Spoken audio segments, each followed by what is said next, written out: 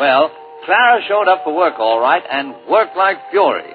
She told everybody, including Martin and me, that she had an engagement for dinner on Christmas Eve, and she was all excited about it. Well, when the shop closed after a record-breaking day before Christmas, only Clara and Martin were left. Oh, before you go, Miss Novak, you want to see something? Hmm? Look, how do you like this gold locket? Oh, that's beautiful. Yeah, well, why don't you try it on? I'd sort of like to see what it looks like on a girl. I didn't know you had a girlfriend. Oh, yes. Probably not easy for you to imagine that somebody would like a man of my type. Oh, Mr. Martin, don't let's start all over again. It's Christmas, and I'd like to be friends with you. Listen, you mind if I tell you something? No. When I first started to work here, something very strange happened to me. I found myself looking at you again and again. I just couldn't take my eyes off you. Really? Mm-hmm. All the time I was saying to myself, Clara Novak, what's the matter with you? This Martin is not a particularly attractive man. I hope you don't mind. No. And listen, now comes the paradox. I caught myself falling for you. I can't believe it. Yes, Mr. Martin. In those first few weeks, well, there were moments when you could have swept me off my feet. There were. Yes. Well, you see, really, I was a different girl then. I was rather naive. All my knowledge came from books, and I just read a novel about an actress who, when she wanted to rouse a man's interest, she treated him like a dog. Oh, that's true. You treated him like a dog, all right. Yes, but instead of licking my hand, you barked. Oh, well, that's all forgotten now, isn't it? Oh, well, and now you go to see your girlfriend. By the way, is it serious? Yes, very. We might both be engaged Monday morning. I think we will. Oh, I don't want you to misunderstand. In my case, I just say it might happen. You see, he's coming to my house tonight to see me at 8 o'clock. As a matter of fact, I can tell you that it will happen. How do you know? We'll go into that. Mr. Martin, what do you mean it will happen? Well, I might just as well tell you. He came to see me. Who? Well, your fiancé.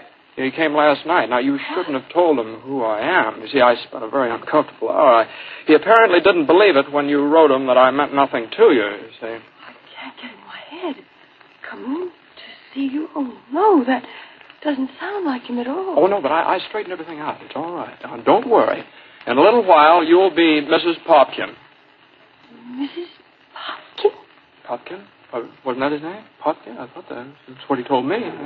Oh, Popkin. Oh, yes, that's right. Popkin. And a very nice fellow. Very nice. I congratulate you. Yes, thank you. I think he's a very attractive man, don't you? Oh, yes. For his type, I would say yes. Would you really classify him as a definite type? Absolutely. And don't you try and change him now. Don't put him on a diet. Don't.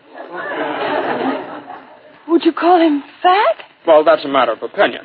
Now, if I were a girl and had to choose between a young good-for-nothing with lots of hair and a fine, solid, mature citizen, I'd pick Matthias Popkin every time. But he has a fine mind, don't you think? Didn't he impress you as being rather witty? Well, I don't know. He struck me as being sort of depressed, but of course it's unfair to judge a man who's out of a job. Out of a job? Why, he never told me. Well, I showed you how sensitive he is, but don't worry. Now, he feels that both of you can live very nicely on your salary. Terrible. Oh, I'm outraged. I never dreamed he was materialistic like this. If you could read his letters, such ideals. Well, I could quote you passages. To love is to be two and yet one. A man and a woman blended as angels, heaven itself. How did you know that? That's by Victor Hugo. He stole that. Oh, no. I thought I was the inspiration of all those beautiful thoughts. And now I find he was just copying the words out of a book. He probably didn't mean a single one of them. Oh, I'm sorry you feel this way.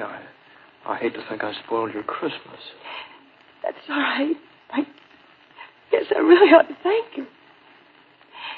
Well, I guess I'd better be going. Oh, Clara, If I'd known in the beginning how you really felt about me, things would have been different. You know what I wish would happen? When your bell rings at 8 o'clock tonight and you open the door, instead of Popkin, I come in. It's very sweet of you to try to cheer me up. But I think we'd better say good night. You have an engagement. Yes, and so have I. And I shouldn't be late.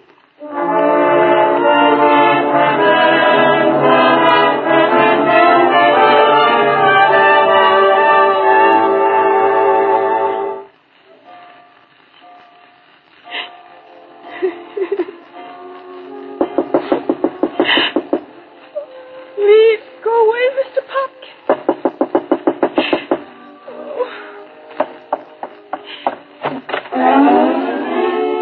You? What are you doing here? Popkin's right on time. He's not here yet, and I'll thank you not to joke about it. Clara, couldn't I take his place? Please, you're only making it more difficult for me. Oh, Clara, my darling. Oh, no, you mustn't put your arms around me. Dearest, sweetest Clara, I can't stand it any longer. Please take your key.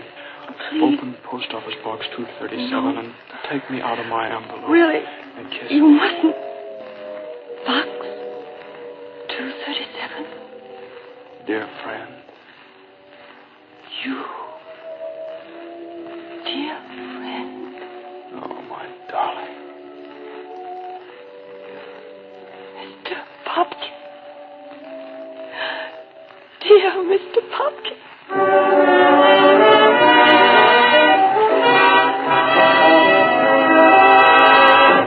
Yeah, well, that's about the size of it. Of course, they got married. They're very happy now, those two.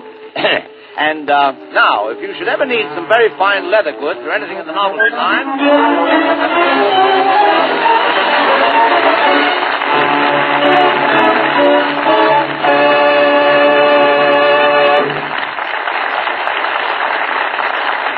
Thank you, Margaret Sullavan, James Stewart, and Frank Morgan for a really grand performance. And thank you, too, Norman Corwin, for your swell radio adaptation.